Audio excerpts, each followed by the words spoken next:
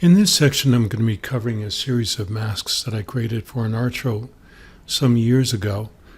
And the centerpiece is this one that you're looking at, which is called the Mask Cracks.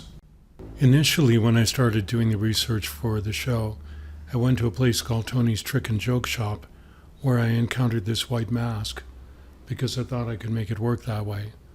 But in reality, it was wrong for my project.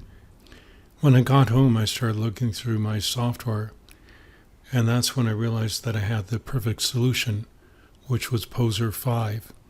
And Poser 5 is full of all sorts of figures, different designs, ethnicities, and so on.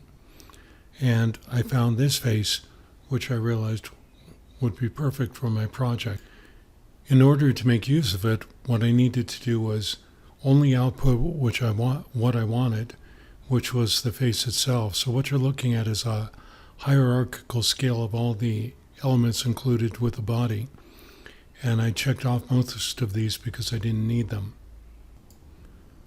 Once I had the head that I wanted, I imported it into 3D Studio Max. And where you see this pinkish box in the top left shot as well as this front shot, this is because I wanted to remove parts of the head so I could get the look and feel that I wanted. And here is the end result. As you can see, I cut away the top part of the head, the back part of the head, and I removed the eyes as well. Once that was done, I was ready for the next step, which included setting all the lights.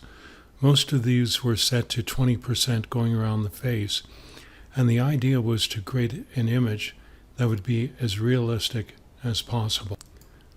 Once I had that, I was able to render the image and to build it according to my satisfaction.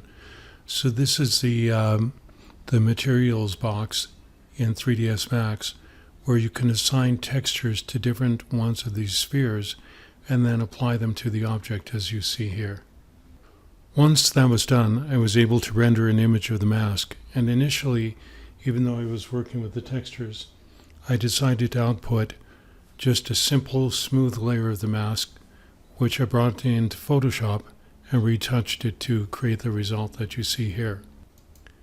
The next step was to work with a cracked mask, and if you look on the right, you see all these different layers. So I'm going to turn them all off, and you'll see the black background.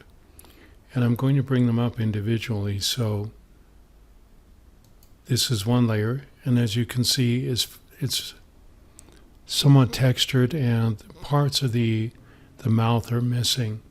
And the reason why is, let me switch on the other mask. So this mask is relatively smooth. You see the lips are quite smooth and the face is quite smooth. And what I wanted to do was to take elements of the smooth mask and the textured mask and combine them together. And when I did, I got this result.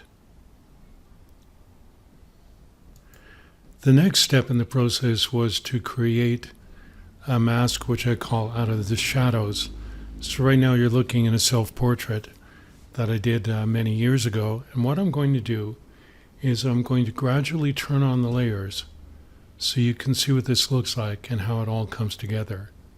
So gradient layer, and then an overlay of the mask, another gradient layer, one more,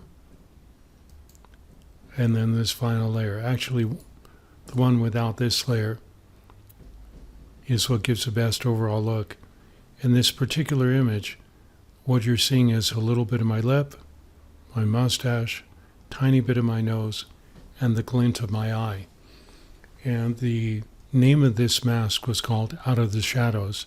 And all of these masks here were part of a series which I called the Faces of Denial.